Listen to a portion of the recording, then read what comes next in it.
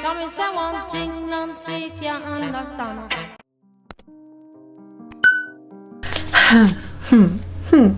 This place seems quite familiar. Peace, y'all. It's your girl. I know. We're just gonna skate on past the elephant in the room, okay? It's your girl, Morgan Alexis, and welcome back to my channel. If you're new here, welcome. We talk locks, health and wellness, and Black liberation. And if any of those things resonate, go ahead and click subscribe. I just finished recording this video and I'm just coming back by saying I think I may have rambled a little bit, but just hopefully you guys can follow me. Today's video is going to be pretty heart-centered because I've been wanting to upload this video, but it just hasn't been uploaded. So today we're doing it. Okay. Today's video is why I decided to quit being a therapist. And we'll just get right into it. So the fact of the matter is, like, I can't, like, for me to conceptualize like reason 1, reason 2, reason 3 for this the sake of the video, it's gonna be difficult for me because I feel like all of the reasons kind of like mesh with each other. The reason why I stopped being a therapist is, I guess, for the very reason why I feel so good in what I do now. I'm really big on Black liberation, and the mental health system, or the healthcare system just in general, is very westernized. And so when you talk about westernized medicine, you then get away from being in alignment with things that are natural to those who are not of Western culture. And if you understand anything about the systems that we are operating under, it is largely dominated by that very system, westernized culture. So if we're on the same page here, we can keep it moving. So the very reason why I can't even call myself a therapist today, and I'm not married to that, I'm just kind of speaking the facts of, is because I did not get my license. The term therapist, I cannot use for legal purposes. But interestingly enough, even when I didn't have my license, even when I didn't have my credentials, because I was with an agency, working with an agency, I could call myself a therapist. Years ago, I came here on YouTube and I was like, y'all, I'm a therapist. Nothing about me changed because I didn't get those hours. I didn't get the requirements. I didn't meet those requirements. The only thing about it was the fact that I was supervised. And I get it. I understand, because I know there may be therapists out there who ascribe to the system and agree with the system. And that's for you. I don't. And I understand why those reasons are there, because it's very rooted in science. And when we talk about like European worldview and African-centered worldview, the European worldview needs proof, and African-centered people or African people don't require that proof to just know that something is real. So that's when we're going to the cosmology and ontology of a thing, we can talk about that. Going back to why I can't call myself a therapist is rooted in that very reason, because it says when I'm able to call myself a therapist, I can prove that the work that I'm doing is at least being validated by somebody in the background. So when I was a therapist working in the agency, I was able to call myself a therapist because I had a supervisor. And so she was able to sign off on things that I couldn't because I didn't have that licensure that she had. But that was it. She wasn't going into those sessions with me. She wasn't she wasn't in the field with me. She was there for support, and I could call her, which I rarely ever did. She was there for support, and I agree with that wholeheartedly. And I would actually, and I do, in the space that I'm in, have a supervisor now. So I'm not disagreeing with that process. I just want to highlight that is the reason why I can't call myself a therapist now, is because I don't have that supervision that is validated by that governing body, right? So I hope that makes sense. And also, the reason why I'm not licensed is because I didn't do those things that you need to get a license for. I don't think I will. I tussle back and forth with myself about it often, because I do know that, again, the world in which we operate does require that. Even our people, my people, won't look at me the same way as validated because I don't have LMHC behind my name than they would look at somebody else. So like my word would be taken a little less at value without those letters behind my name because of the system in which we operate under. But if it wasn't for the systems that we operate under, then I wouldn't really have this back and forth. Like I would be very validated with what I know because I am that person. Like regardless of this credentials or not, I didn't have to get credentials to know that I am who I am. And I know who I am is what helps people be who they are. So that's how I present in my client spaces. The licensure doesn't present. The experience, yes, it presents, and I have the experience, but the letters don't present. Does that make sense? I hope that makes sense. Here's the thing, like this is, and maybe this might miss some people, and that's fine, and I'm okay with that, and I'm settled in that. But like you going to your specific doctor, like their gift wasn't validated by them becoming a doctor. Do you get what I'm saying? Like you're already born with the things that you are meant to do on this earth. And yes, the experiences help to foster what is already in you, but it didn't give you that ability. You were already able, because that was already born within you. So like whatever credential, like whatever thing you're saying, like I need to get this in order to be this,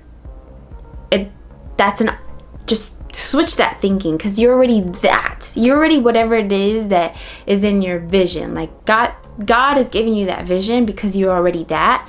It's just now, what are the steps now to do it? You get what I'm saying? Like, yes, go get the certification if that's what the steps are. But once you get the certification doesn't make you that. Do you understand?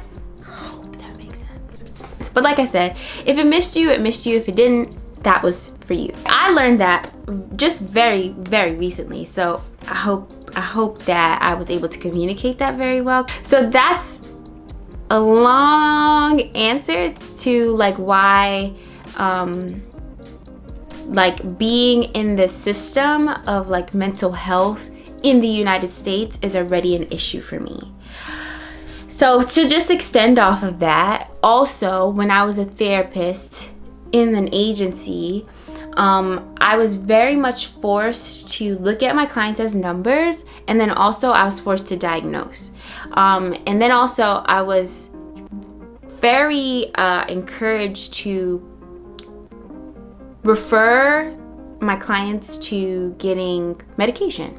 So 3 things I'm just very against. Okay, and again, I want to say I know why those systems are in place.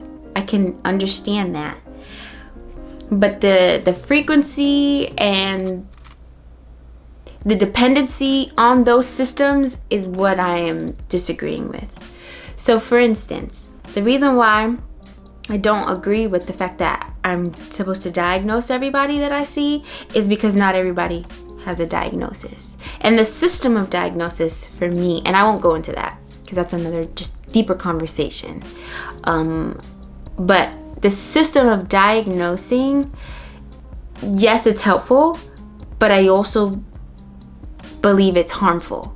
When you are diagnosing people and then you're treating them based off of this diagnosis without allowing their individual experiences and expression of that diagnosis to inform the treatment.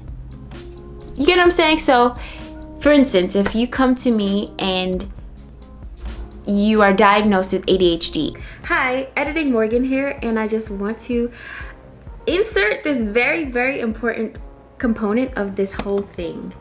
In order to have gotten paid as a therapist as well, you had to receive a diagnosis as a client. Because insurance companies they need the diagnosis to justify why they're providing mental health coverage. And on top of that, even if you didn't meet the criteria for a full diagnosis, some insurance companies didn't even acknowledge an unspecified diagnosis. So let's say you don't fully meet the criteria for generalized anxiety disorder. You can receive an unspecified diagnosis, but even some insurance companies won't acknowledge that. They'll come back to you and say that this is not justifiable and we cannot, either you need to change this treatment plan to be more severe, honestly, or this client doesn't need any more support. And they will they will not provide you the units in order for me to see that client, because you weren't able to justify why you were continuing to see that client. And that just blows my mind. So this, I think, was also very important to say. All right, back to made up Morgan. And if you're coming to me for ADHD, I'm looking to these very structured standardizations for treating ADHD. But rarely ever was I encouraged, taught, or instructed to get to the root. It was more so treat it as it is what it is. So I was instructed to give coping skills. I was instructed to change the external versus get down to what's internally happening, why there's an inability to focus or an inability to sit still. And that's missing the mark. And that's where we talk about holistic health, because holistic health is really getting down to the root. And when we talk about this very westernized system of treatment, it's only looking at the symptoms. And when we just look at the symptoms, we're treating the symptoms. So if you're saying you can't focus, then I'm giving you fidget toys and I'm giving you things to accommodate your environment so that it will help you focus more. But what I found and what I find now doing the work from a holistic lens, it's rarely, if ever, a focus problem. Most of the time, it's getting down to what is the root cause of your inability to focus on tasks. Is it something that's disturbing you, let's say at a spiritual level? When we do more of the digging and the diving into history and experiences, usually it's not a matter of not being able to focus. So let's say the child that I'm working with has the inability to focus. And I learned through questioning and getting down to the root, it wasn't the fact that I needed to give this child a fidget toy. It was a matter of talking about this child's inability to connect with their father. And the fact of the matter was that child was asking for the attention in ways that child knew how, right? So emotionally not being able to express, and now it's expressing as I cannot focus in class. I need to bounce off the walls because there's this emotional, like almost gap in the relationship I have with my dad. This is just an example, but because we don't get down to that questioning, we're just going to treat the inability to focus. When we cough, or when we sneeze, or when we have a runny nose. All of these things are signs of an infection or something invading our body, and our body is now trying to push that thing out. Symptoms of psychological stress are very similar. Very similar. They'll show up as the inability to focus. They'll show up as the inability to sleep. They'll show up as the inability to reason or rationalize or make decisions or all of those things. Those are very much symptoms to a deeper issue. And when you're not getting down to those deeper issues, you're just putting band-aids on those problems. And it becomes null and void further down the line. Again, I don't disagree with coping skills because I implement those often, but I don't agree with that being long-term treatment because that's just not the case. And I think that is what the healthcare system is. It's a very much a sick care system because it just talks about symptomology. It does not get to the root oftentimes. And that's what the pharmaceutical companies are really here for. So now we're kind of like shifting to one of the reasons why I didn't agree with the way we referred out to psychiatrists all the time. Like I said, I worked with a lot of children. Why are we putting them on these medications at such a young age and not getting down to the root? And again, I just always want to put disclaimers. I'm not against medication because it's very useful for what it is useful for. But when it's overused and over abused, that's when I have an issue. And it's very overused with children. That it's absolutely sick. And when we get down to the root, right? We could talk about ADHD. We could talk about maybe the foods that these children are eating are really the cause of inability to focus. Where we talk about red dyes and we talk about all of these things that are in children's food, right? So I really am trying to be concise here, but so if we talk about the ways in which that is infiltrated, right? So we can talk about like how digestion even occurs. So first, and this is what science knows, we start digesting with our vision. We look at the food, it's tantalizing, it starts to, the colors, appeals to us. Because these systems know that, that's why advertising is largely geared towards children. And because they know scientifically they will be drawn to that type of food. So boom, you get kids in marketing. Once you get them in the marketing, then you get it in their body. And once it's in their body, then you start to create these dependencies.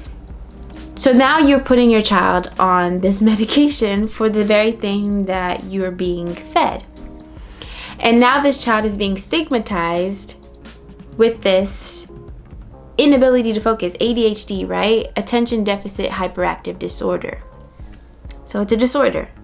And now you're diagnosing your child with it because it seems easier. It's like there's only, I did so much right with this child, and yet this is the only explanation. So now I have to put them on medication. And that is such an issue to me. Such a huge issue.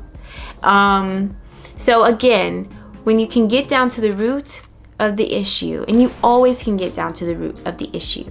Honestly, I have my little notes here, and I was talking a lot, so I don't know if I was talking and y'all were just hearing wah wah wah. So I definitely want to go ahead and just say, if you watched to this part of this video, go ahead and give me some hearts in the comments, because that lets me know that maybe I wasn't talking off on a tangent. I'm sorry that this video came from like a very negative, I guess, point of view, but I definitely will follow up with a just more solution oriented video versus like, here's a problem, here's a problem, here's a problem. I think I'll end it there because now I'll be able to make another video as to what I do now with the SoulCare Collective. But I am no longer taking new clients, so unfortunately, for right now, I am not taking new clients, but if you'd like to be put on a wait list, you can comment below waitlist or message me on Instagram. But we got an influx of clients a couple of weeks ago, and I closed my book. So that's a blessing, and I'm so grateful for that. And I thank God for the alignment, for just doing what I love and this purpose work. I'll make another video as to what I'm doing now in regards to holistic health and wellness, and just what I'm so excited to wake up and do every day. But anyways, thank you guys for watching, and I appreciate you all for rocking with your girl even when I take these little hiatuses. But thank you all for just being real, and I'll see you guys in my next video. Peace.